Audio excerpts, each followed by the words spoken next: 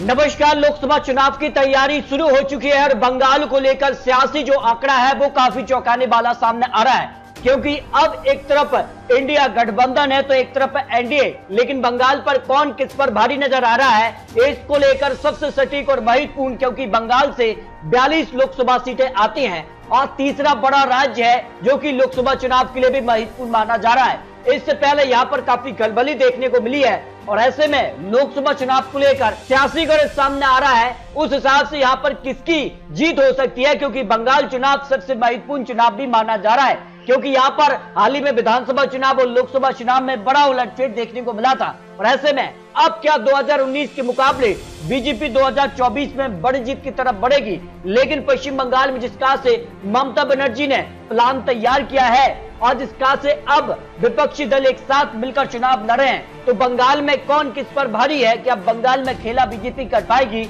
इसको लेकर महत्वपूर्ण आंकड़े सामने आ रहे हैं। क्योंकि हाल ही में बंगाल में पंचायत चुनाव में यह ममता बनर्जी ने बड़ी जीत हासिल की है।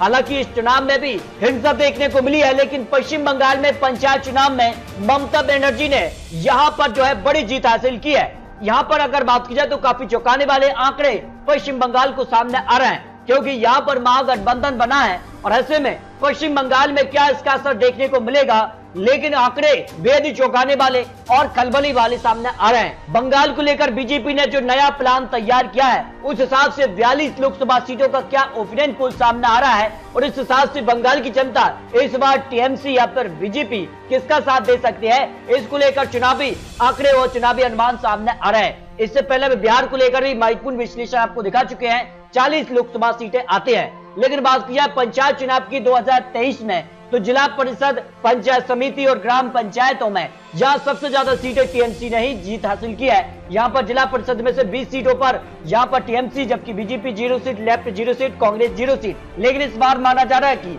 जहां पर जो है महागठबंधन बन सकता है, जिसमें कांग्रेस, लेफ्ट और टीएमसी चुनाव मिलकर लड़ सकती है, लेकिन सीट फॉर्मूला भी काफी महत्वपूर्ण माना जा रहा है। पंचायत समिति में भी 317 seat TMC, BJP 6 seat, 2 seat left, Congress 0 seat. इस तरह से अगर बात की जाए ग्राम पंचायतों में भी टीएमसी ने बड़ी जीत हासिल की थी।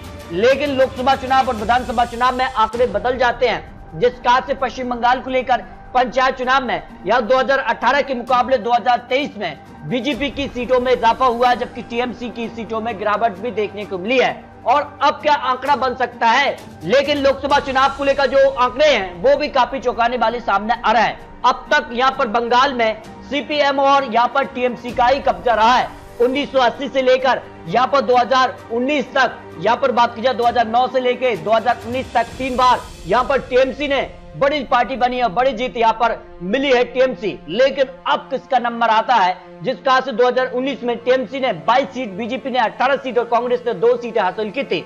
2014 की भी बात की जाए तो TMC 34 seat, Congress 4 seat, CPM 2 और बीजेपी 2 सीट थी।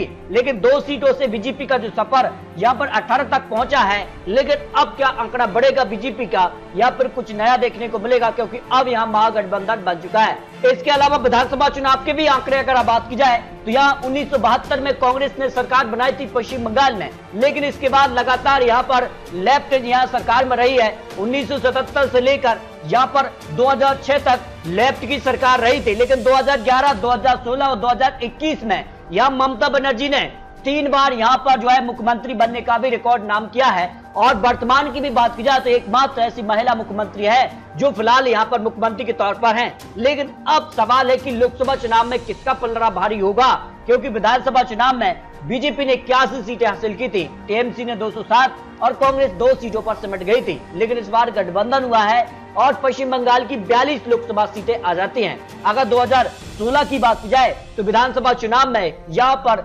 44% वोट शेयर टीएमसी को रहा था। 2021 में ये वोट शेयर में इजाफा हुआ, 48% तक पहुंच गया।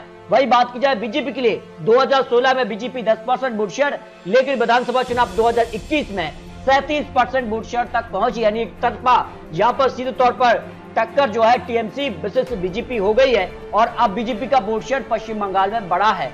अब क्या आंकड़ा लोकसभा चुनाव में बन सकता है, बंगाल में अगर बात की जाए टीएमसी का वोट शेयर यहाँ पर लोकसभा चुनाव 2014 में 39% वोट शेयर था। विधानसभा चुनाव में 2016 में 44% तक पहुंचा और लोकसभा चुनाव 2019 में 43% और विधानसभा चुनाव 2021 में 48% पहुंचा। यानी सीधे तौर पर लोकसभा चुनाव और विधानसभा चुनाव में टीएमसी का वोट शेयर में इजाफा देखने को मिला है।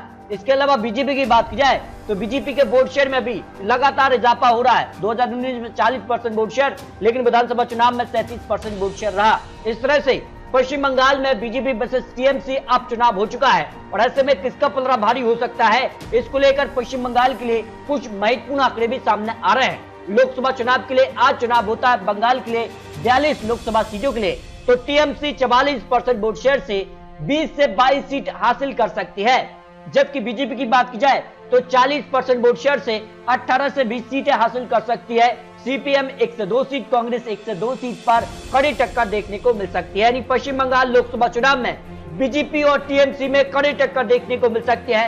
इससे पहले पंचायत चुनाव और यहाँ पर विधानसभा चुनाव में भी काफी कड़ी टक्कर यहाँ देखने को मिली है। तो ऐसे में जो लोकसभा चुनाव को लेकर ओपिनियन पोल है, उस हिसाब से टाइम्स नाउ यहाँ पर ईटीजी का जो सर्वे है, उस हिसाब से यहाँ खलबली देखने को मिल सकती है। इस तरह से बंगाल की 42 लोकसभा सीटों में क्या गठबंधन को फायदा होगा या सीधे तौर पर टीएमसी अपने दम पर चुनाव लड़ेगी, क्योंकि बंगाल को लेकर सीट फॉर्मूला फिलहाल यहाँ सामने नहीं आ रहा, लेकिन माना जा रहा है कि जल्द सामने आएगा तो काफी कुछ आंकड़े और बदल सकते हैं। फिलहाल आपको बता दें चुनावी आंकड़े, चुनावी अनुमान है। आने वाले वक्त में क्या इंडिया गठबंधन बंगाल चुनाव के लिए टीएमसी कितनी सीटें यहाँ पर गठबंधन के तौर पर दे सकती है या पर नहीं, या अपने दम पर ही चुनाव लड़ेगी 42 लोकसभा सीटों के लिए, ये भी काफी महत्वपूर्ण हो जाता है। तो मिलते हैं दोस्तों और लेटेस्ट और महत्वपूर्ण विश्लेषण के साथ, तब तक के लिए जय हिंद, जय भारत।